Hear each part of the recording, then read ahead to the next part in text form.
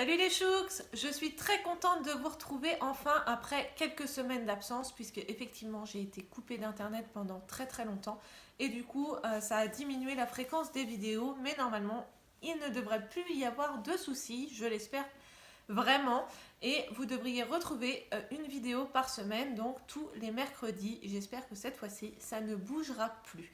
Donc on se retrouve pour un petit point lecture, ça fait très longtemps que j'en ai pas fait. Dans mon nouveau fauteuil, comme vous pouvez l'admirer, je me suis acheté un nouveau fauteuil de lecture avec un nouveau plaid parfait pour commencer une nouvelle période puisqu'on arrive en automne. Donc comme je vous l'ai dit, on va faire un petit point lecture. Ça va reprendre notamment les lectures que j'ai eues à la fin de mes vacances et un petit peu au cours de ce mois-ci, mais je ne vous présenterai pas tout puisque j'ai aussi fait des lectures dans le cadre du challenge, le Pumpkin Autumn Challenge, et ça je vous le présenterai dans une vidéo spéciale pour ce challenge. Donc on y va, on commence, j'ai 5 livres à vous présenter et le premier, il s'agit d'un livre que vous n'avez pas pu ne pas voir passer sur les réseaux sociaux puisque c'est Love, Simon de Becky Albertalli. Moi j'ai l'édition France Loisirs, mais il est sinon publié chez Hachette. Et écoutez, moi je n'ai pas été déçue de ce livre. J'ai vu qu'il y en avait quand même qui avaient eu des avis mitigés. Moi je n'ai pas du tout été déçue. L'histoire parle de Simon ou Simon si vous préférez l'accent anglais. Moi je disais Simon dans ma lecture. Qui est en fait un jeune garçon, jeune lycéen qui est homosexuel et qui ne l'a encore jamais dit à personne, sauf à Blue, une personne avec qui il correspond par mail uniquement, et il ne connaît pas du tout son identité, donc il peut s'agir de quelqu'un qui fréquente tous les jours comme quelqu'un qu'il ne connaît pas dans son lycée. Et à partir de là, ils vont correspondre ensemble et ils vont aussi partager toutes leurs craintes à propos du coming out, du fait de le révéler à leurs amis. Et puis, ils vont très vite comprendre qu'ils se plaisent. Donc, on va suivre notamment ces échanges, mais pas que, puisqu'on va aussi suivre Simon dans sa famille, dans son lycée, ses amis, etc. À côté de ça, il y a quelqu'un qui a en fait vu ses mails puisqu'il a oublié de se déconnecter sur un ordinateur de l'école. Donc il y a quelqu'un qui est au courant de ces échanges et voilà, il va faire un petit peu du chantage. Donc j'ai vraiment beaucoup aimé cette lecture, tout simplement parce que les personnages sont hyper attachants, hyper sympathiques, que l'ambiance lycée n'est pas trop enfantine, adolescente, ce qui fait qu'en tant qu'adulte, ça passe très bien, on s'ennuie pas du tout. Bien sûr, j'ai adoré l'enquête qu'on mène naturellement, puisqu'on a réellement envie de savoir qui est Blue, donc on cherche. Après, le petit point négatif que je dirais, c'est qu'en fait, il y a beaucoup d'indices qui sont disséminés. Alors même si franchement, c'était pas évident de savoir avant la révélation, quand même par les indices, en fait, c'est pas que j'ai dit je suis sûre que c'est lui, c'est en fait que les indices permettent d'éliminer au fur et à mesure les personnages en se disant non, c'est pas lui, c'est pas lui. Donc comme il n'y a pas énormément de personnages, on finit quand même par deviner un petit peu de quelle personne il s'agit et qui se cache derrière le pseudo de Blue. J'ai aimé aussi les thématiques qui sont abordées, bien sûr l'homosexualité, mais aussi voilà toutes les problématiques autour du coming out, mais aussi le regard des autres qui sont, je trouve, des thèmes très bien abordés dans ce roman. Et juste aussi un autre point négatif qui ne m'a pas trop plu, c'est qu'en fait on rentre dans l'histoire de chantage dès la première page. Mais quand je vous dis dès la première page, voilà, vous avez chapitre premier. Et en fait, dès cette page-là, il y a déjà l'histoire du chantage, comme quoi il y a un camarade de Simon qui a vu ses mails. Et du coup, voilà, ça prend une petite forme de harcèlement scolaire quelque part, puisqu'il y a quand même du chantage. Et je trouve que le fait que ça commence directement le livre, c'est moins touchant. Pourtant, c'est un thème qui me tient vraiment à cœur, le harcèlement scolaire. Mais là, je trouve qu'il n'a pas été bien amené parce qu'on se retrouve direct dans cette problématique-là. Ce qui fait qu'on n'a même pas le temps de s'attacher au personnage et de trouver vraiment la chose injuste. C'est vraiment le petit point négatif que je mettrais. J'aurais bien voulu que l'histoire soit un petit peu introduite avant d'arriver dans le vif du sujet.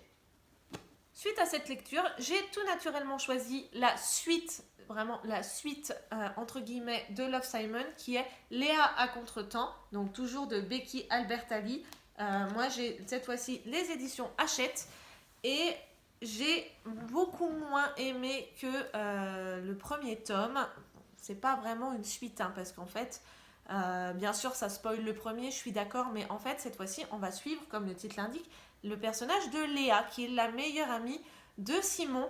Et on va retrouver les personnages que j'ai tant aimés dans le premier tome et on va suivre leur évolution. Donc ça, c'est vraiment un point positif. On va vraiment retrouver tout l'univers qui s'était instauré dans Love Simon. Après, bien sûr, ne pas le lire avant Love Simon, parce que comme je vous le dis, ça va vous spoiler complètement, puisqu'on retrouve tout de suite l'identité de Blue, etc. Et ce que j'ai aimé dans ce tome, ce que j'ai trouvé complémentaire à Love Simon, c'est que cette fois-ci, on est d'une point de vue d'une fille, et on retrouve le thème, la problématique de l'orientation sexuelle, qui est à nouveau abordée dans ce livre, où Léa se pose beaucoup de questions quant à ce qui l'intéresse. Et c'était plutôt pas mal, puisque la situation dans laquelle on se trouve est particulièrement intrigante, notamment avec des personnages qu'on retrouve du premier tome et qui change complètement de comportement. Donc au début ça m'a un peu déroutée, mais finalement j'ai trouvé ça assez intéressant de voir où ça allait nous mener. Après, vraiment moins addictif que Love Simon, puisqu'il n'y a plus forcément l'enquête qu'on avait menée avec l'identité de Blue. Là, il n'y a plus vraiment de suspense et on devine assez vite la tournure que prennent les événements. Donc voilà pourquoi je l'ai sorti tout de suite de ma palle, parce que j'avais déjà vu que les lecteurs le trouvaient moins bon que le premier. Et je me suis dit que si je le sortais pas tout de suite après Love Simon, il risquait de rester très longtemps dans ma palle. Donc je l'ai lu tout de suite. Il se lit très bien, je l'ai lu très très vite, en 2-3 jours. Mais c'est vrai que voilà, il est quand même moins palpitant que Love Simon. On change totalement de registre avec cette nouvelle lecture. Il s'agit de Amstramgram de M.J. Arledge,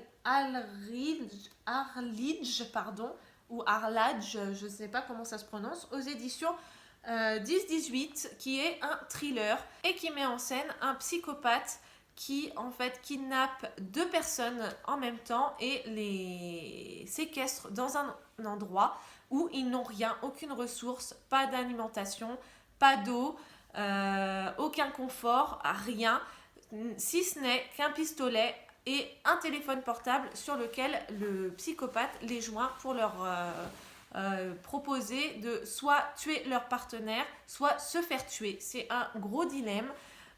Et seulement s'il y en a un des deux qui meurt, à ce moment-là, l'autre est libéré.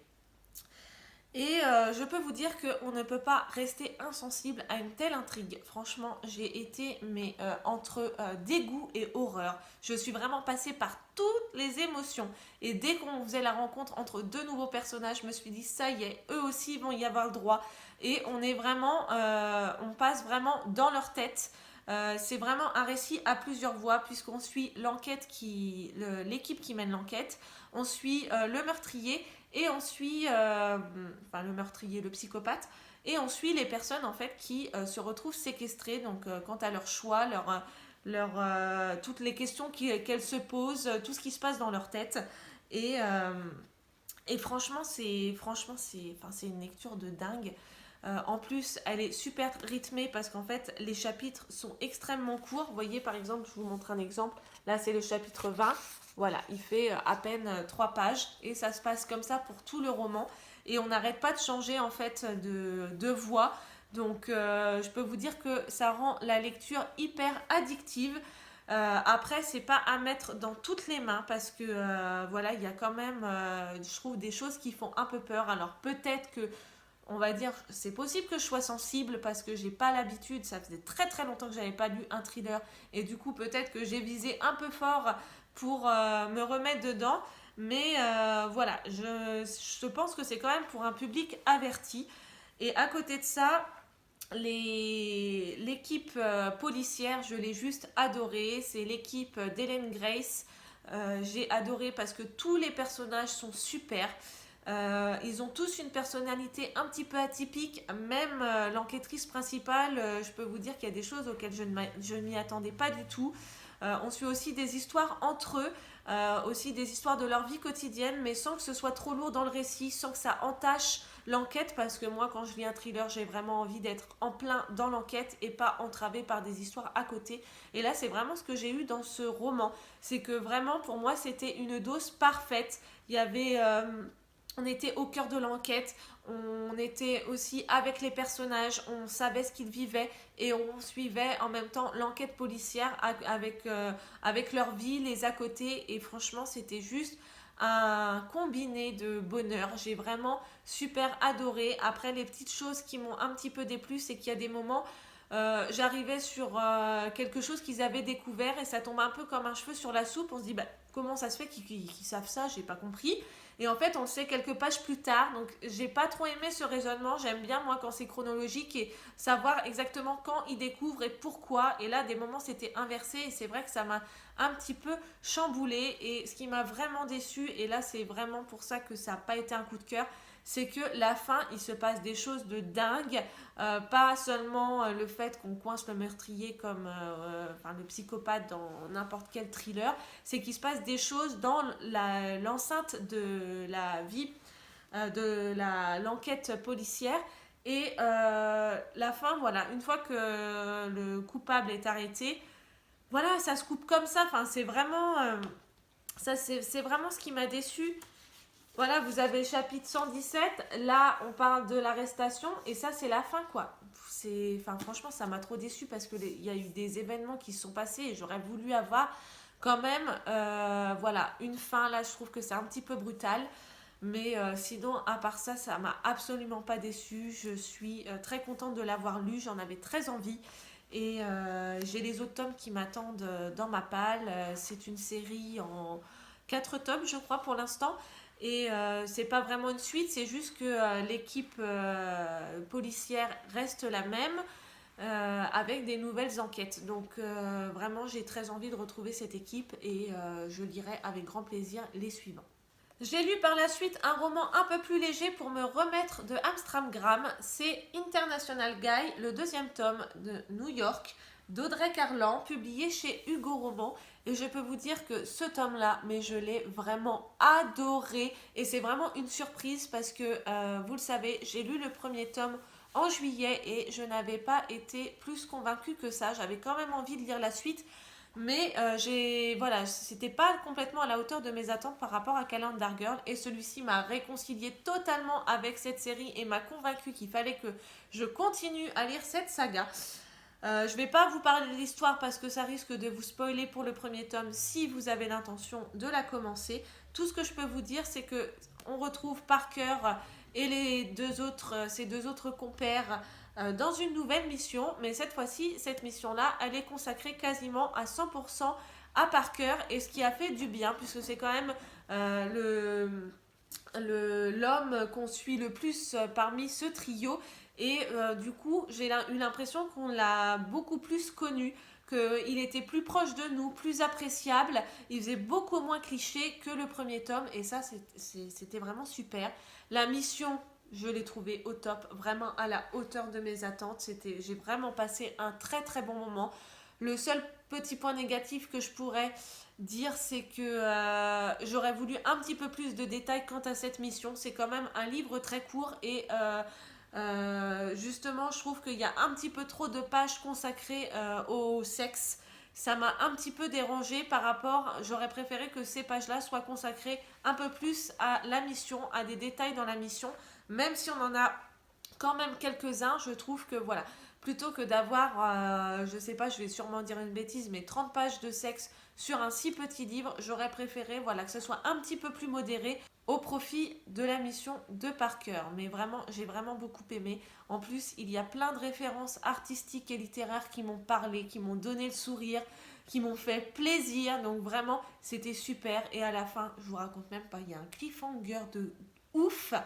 J'ai acheté déjà les tomes 3 et 4 qui sont déjà sortis. Je suis pas en avance, je suis pas en train de les lire dans l'ordre, enfin si dans l'ordre, mais pas au fur et à mesure des parutions.